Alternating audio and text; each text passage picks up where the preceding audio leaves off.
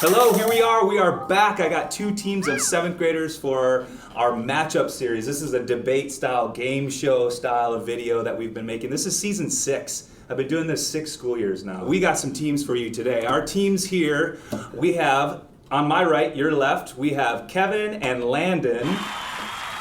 What's your team name? Team Klevin.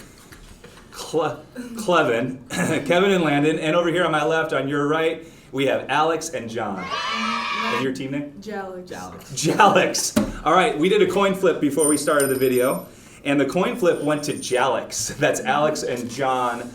So you can elect to answer the first question first, or you can pass it. And the way it works is, of course, you'll each get a chance to answer our question. I have 3 questions plus a bonus, and subjectively, I'll decide who answered the question the best, and I'll award the point and the card to the team that answered it the best. This is a battle of wits, okay? So, John, Alex, what did you decide? Do you want to answer the question first? I say we answer the question first. Okay, they're going to go for it. All right, first question today is all about social image. The question is specifically for 7th graders thinking about social image, all right? How you perceive yourself with other people, especially peers. Our middle schoolers and teenagers in general, are they concerned about fitting in? Or do you have an awareness that unique has value? Do 7th graders try to fit in?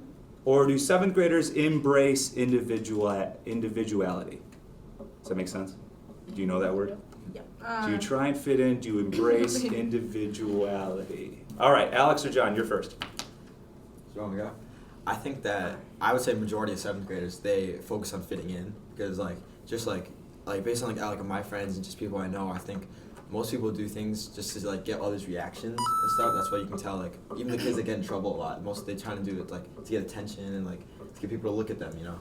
So I feel and sometimes they might not fit in because of that, but then they get that social image of them oh, he's funny or stuff like that. So I feel like almost everybody's focusing on that. There's very few people that really prioritize individuality more, but other than that, I think majority of that. Good start by John. Alex, what else? Do 7th graders try and fit in, or do you embrace individuality? I think they definitely try to fit in. I feel like they try to fit into make people think that you're cool and stuff like that. Like what John said, talking a lot and stuff like that. Getting in trouble. They try to make it so people look at you in a certain way. He's, I don't know, he's a daredevil or he does that. I don't know, they try to make themselves look cool, but maybe it's just making themselves look stupid. Interesting. Whoa, guys, that's pretty good by John and Alex. I think it's a 50-50. I think 7th graders, some like to fit in and some like to stand out above the others. Some people do things on purpose, make them look like they didn't mean to do it, just to fit in, just to make it look like they didn't mean to do that. It just comes out naturally. But also there's 7th graders who like to be with their friends where they enjoy themselves and they like to stand out and be themselves with their other friends. Yeah, sure. Kevin, what else? Alright, so I think they do try to fit in because they want to have friends, they want to have popularity and stuff. They just want to So you're on fitting in. 7th graders fit in. Yeah, they try to fit in. Yeah. Okay. Oh yeah. Also. Anything else, Alex? I was kind of like what Landon said. People try to have certain friends. They might not like them. They just try to they try to get to be friends with the popular kids. I guess you could say, to try to be cool and I don't know. Maybe they think that it'd make them more popular and stuff like that. But I feel like you should go with who you like and what you want to do. Yeah, and just to add on to kind of what Alex said was especially in Scotland, there's a lot of people that sell candy and stuff like that. And Is that true? Yeah, sell candy, drinks, everything. And I've noticed that some people, they'll only give it to kids that you can deem as popular in a way to kind of gain their friendship and kind of so they think they can kind of get in their inner circle, you know. And sometimes I feel that they're only doing that just to kind of buy themselves in. Is that clout? Is that word? I think it's clout. Yeah, they're trying to get on the hot train. Yeah. I know exactly who you're talking That's pretty about. good, guys. Anything else? They have a huddle going.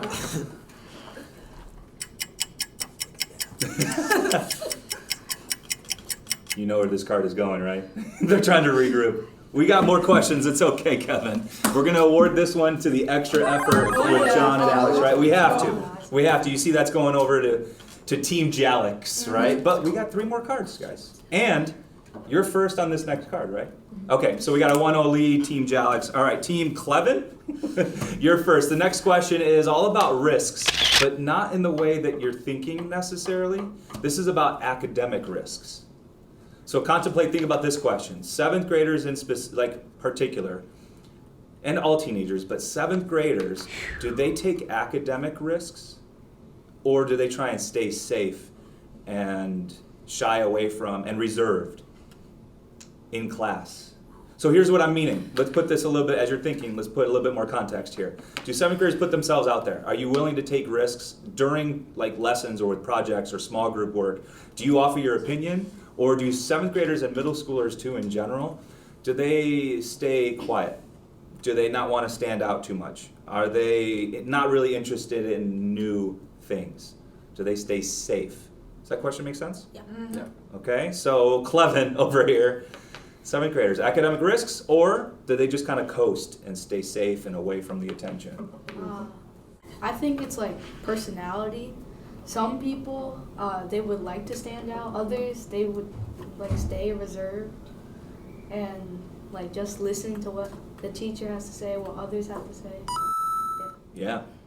So you're on the side of 7th graders don't really want to stand out too much. They're not really willing to take too much Yeah, but risk. others, they could they don't care about academics. They just want to stand out. They want that popularity and stuff. That clout. Yeah, yeah. So question 1 and 2 kind of tie together.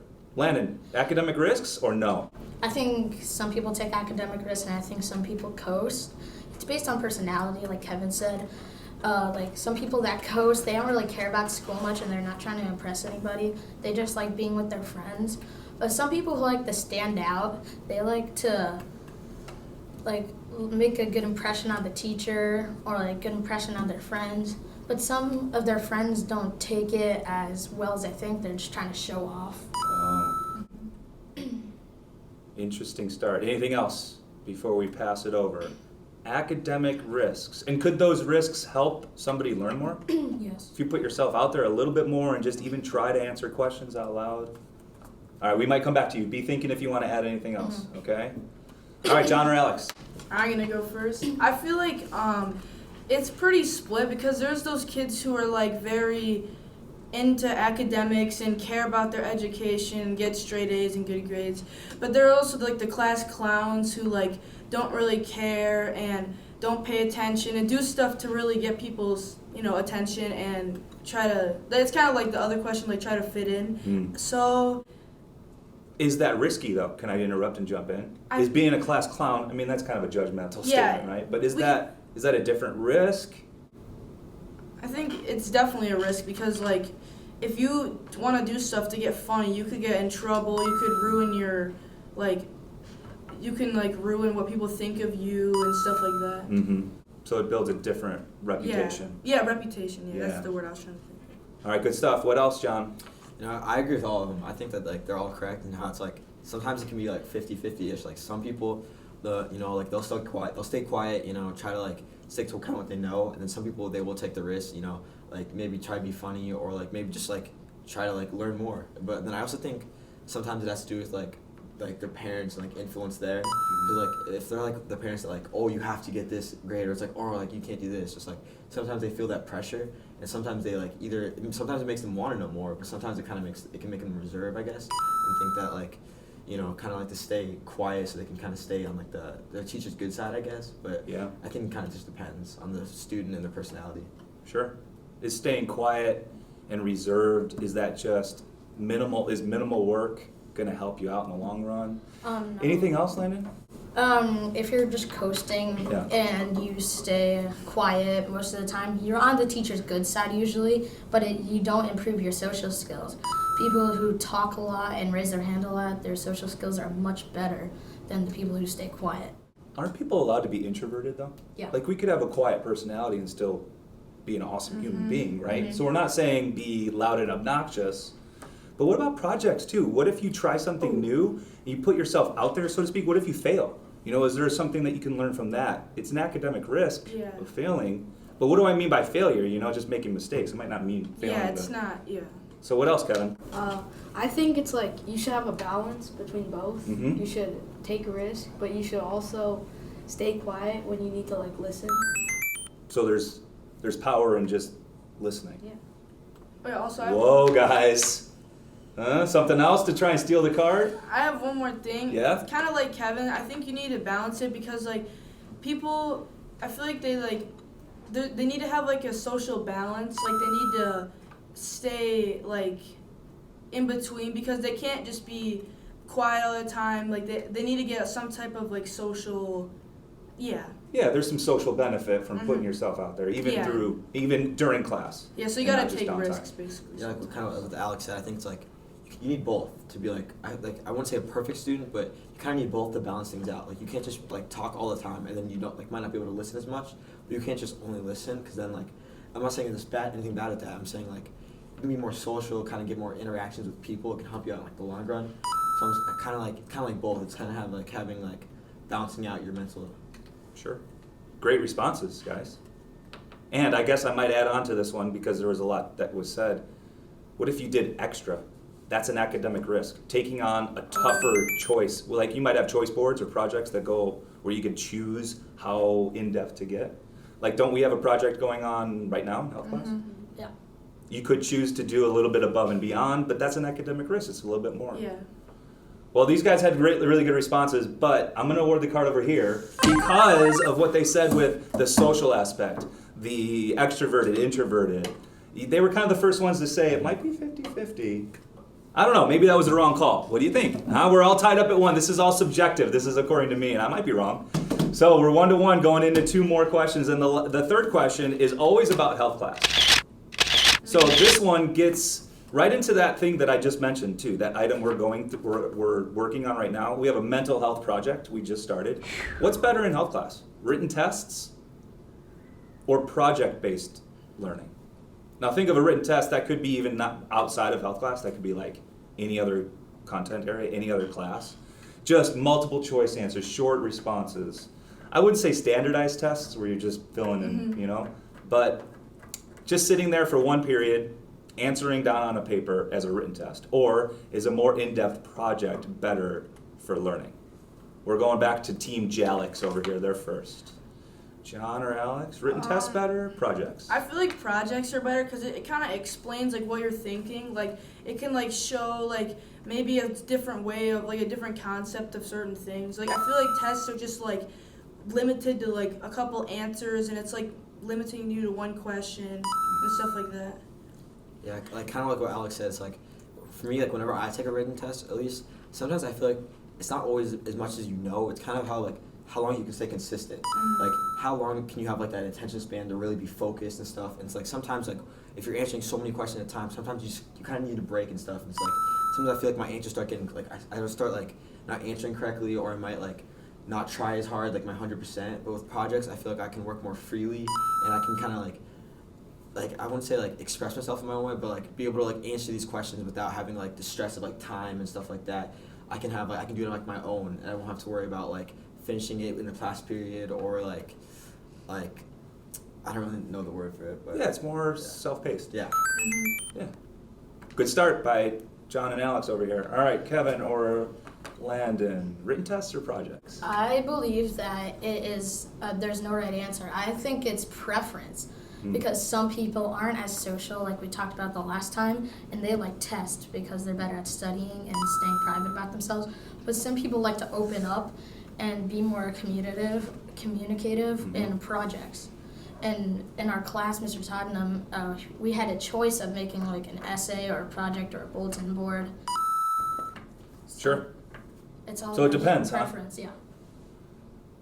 Good answer by Landon. Kevin, what else? I think it's project because like test, I've done this before. I just remember it for like a day and I just like remove everything I've learned and forget everything. And it's more stressful for a test because you just like you're all like stressed and you want a good grade and stuff. Mm. But in a project, it's more carefree. You have more time. And So like a test is like one and done. yeah. Yeah. Is there sometimes other times in real life, think about your future potentially, where it's like, yeah, I got to be on the spot right there, one day, 1 hour, it makes or breaks me. Is that real life, or is it more realistic to have, multiple days or multiple It's weeks? more realistic to have multiple days. Yeah, because I feel like when you're like sitting down, they expect you to do all this stuff in one sitting. Like, let's just say like 3 pages of a test. Like, I feel like they should make you have like more time to do it, because like students might take longer to solve problems and stuff like that. And like, I feel like they should give you more time. It should be more like self-paced. Mm. Yeah, kind of like what Alex said. It was like, it's sometimes like some people have bad days, so like they might be like one of like the best students ever, but like they might be just having a bad day outside of school and stuff, and like that test they might fail it because it's just not on their mind. Like all that, like that work, all that knowledge, they might just like you might just be at a blank, That's why I'm not, because like, but that's real life, Everybody has to take the test on that day, But I'm not saying, if you wanted to, like maybe the projects could be better. Like, I don't know, like, it wouldn't change everything, but like some projects can be like kind of better because you can learn on the way. You don't forget everything after. You're not having like much stress and stuff. I think that can really help you like answer things better. Makes sense to me. Yeah. Mm-hmm. Like what John said, if you're having a bad day, there's like one answer to a test question and you just can't think it through. Usually in a project there's more than one answer. And you have partners, so you're like welcome to open up and talk about it. Right. And it helps you with your socialness. Right. Last thoughts? Oh yeah. In projects, like it's more memorable for a project than for a test. I mean, you could like get something wrong and you could like remember that for the rest of your life. Yeah. But for a project, you put more time into it, so then you would remember more of it. Wow, guys, I am split. I'm split. So we're gonna award half the card to both of you. We are 1.5 to 1.5. I don't know. I was leaning towards John and Alex, but Landon and Kevin, they got some Team Klevin over here. Sneaky. It might be shorter responses, but they got some quality answers. We're going into our bonus question. This is the final question for today. And bonus is always just for fun. Our bonus question is about a superpower. Would you rather have the superpower of telekinesis or telepathy? Here's what that means. Telekinesis means you can move things with your mind, right? Mm-hmm. Telepathy means you have the ability to read people's minds. Telekinesis, move things with your mind. Telepathy, read people's minds. All right, first up is these guys, right? All right, Team Klevin. So Landon or Kevin, which superpower do you want? I think I would like telepathy because it's a lot more useful. In telekinesis, when you can read someone's mind, it isn't always the best thing. Wait, that's telepathy. So telepathy, read people's minds, or telekinesis, move things? I like telekinesis because you can move things with your mind, Oh. but telepathy, like reading people's minds and knowing their thoughts aren't always the best, because I think having secrets is a good thing. Would that be overwhelming to be able to read everybody's mind? Yeah. I mean, you could probably hear it in the hallway right now. They're loud, right? They're coming to class in just a moment. What if we could hear all of those thoughts? That'd be too much. Yeah, it'd be too much, that'd overstress you. What if you had the ability to sift through it? Filter it out. Anyway, Landon says telekinesis, move things. Right? Yeah. Kevin. I think it's also telekinesis because I wouldn't like to invade others' personal thoughts, and I would like to like move stuff. I don't know. Yeah. I would just like that would be a better superpower to be a superhero Yeah. than like just like reading their mind. Right.